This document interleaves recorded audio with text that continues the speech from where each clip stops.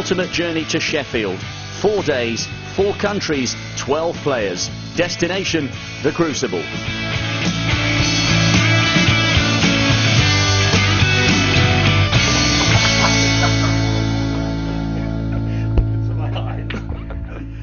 Back in the room.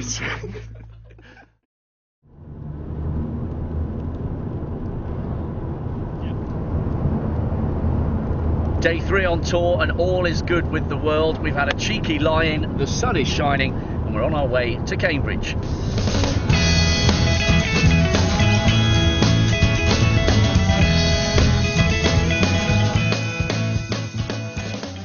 We were expecting to see Joe Perry and Neil Robertson in the University City, but we also happened to stumble upon Mark King. He was up for an afternoon of practice and clearly up for the Crucible. Yeah, absolutely. I mean, if you're not up for the Crucible, you know, you're never going to be up for anything. You know, memories of last year, sort of getting back in at the 16 and that, and having a good match against Selby, and then obviously losing to Ebden was a bit of a disappointment. But on the whole, you know, I'm playing well.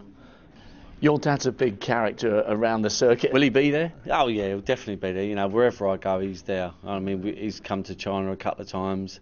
You know, he's 76 years old and he's been around the game for, you know, 50 years, and he absolutely loves coming. And you know, it's just one of them things that he'll always be there. And you know, he's got a buzz about, you know, the snooker, and everyone knows him. And you know, he's a larger than life character. Does he give you a hard time if you come off and you've had a bad session, when he say, "Come on, boy, what was all that about?" Or does he sort of take a back step if things haven't quite gone to plan in a session? Sometimes, yeah, it's a bit. I feel like, you know, knocking him out sometimes. It's a bit like, you know, when you've missed a sitter or something, and you know, he's like, "How'd you miss that?" And you're like, "Well, you know, obviously I didn't mean to miss it, Dad." You know what I mean? And you try and say it in a very polite way, as if to say, you know, piddle off sort of thing. But you know, he just wants me to win more than anything, and I think that's probably the frustrating part for him. You know, obviously my son's only 7 and he plays football, and you know, I'm on the sidelines. You know, your heart's pumping a million miles an hour, and you know, you want him to do well, and you know, when he makes a bad pass or anything, it's frustrating. So I know, you know, what it's like. Obviously, he's had a lot more years of it. I've only just started with my boy, you know, so I can see what he goes through. Joe Perry obviously feels at home in Cambridge, along with great practice partners. A certain notoriety after reaching the semis in Sheffield last year hasn't been unwelcome. Yeah, well, when we was coming out for a few drinks and stuff after the Worlds last year, I was getting recognised more than ever before. You know, even just coming shopping on a Saturday with my wife and that, you know, you had the odd stop for an autograph, and you know, people wanted to talk to you and stuff. It's nice, I suppose, because it just shows that you know, what I'm doing, like playing snooker, which is what I love doing. It's you know, I'm getting somewhere. If people are recognising me more, it means I'm doing better, and then, you know, more, well, bring it on really. I'd like everyone to know who I am. I've always believed in my ability enough that I could, if I persevered with it, I could actually get there and make it. And I was always sort of knocking on the door. You know, it wasn't as if I've been right down in the rankings. I've always been knocking on the door, but the last few years it's really sort of come good for me. And what about, you know, you've done a bit of practicing today with Neil Robertson, Kingy's come along.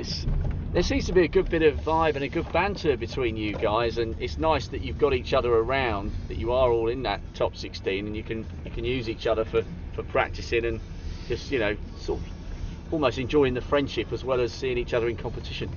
Yeah, I think the snooker tour in general is a pretty friendly place. You know, obviously you've got your closer friends, but in general it's a friendly place. But I think us sort of lot down here, we're only like an hour from Essex, where Mark and Stuart and Barry Hawkins all them play, and we've got a real good friendship. You know, we sort of do try and meet up in the summer and have a game of golf and all meet up for a beer and stuff. So yeah, we obviously, if we draw each other, it's, you know, no holds barred. But yeah, we're all good friends. Well, we've just got time to grab the thunder from down under before he nips into BBC Radio Cambridge to do his interview. Neil, how did you end up here all the way from Melbourne?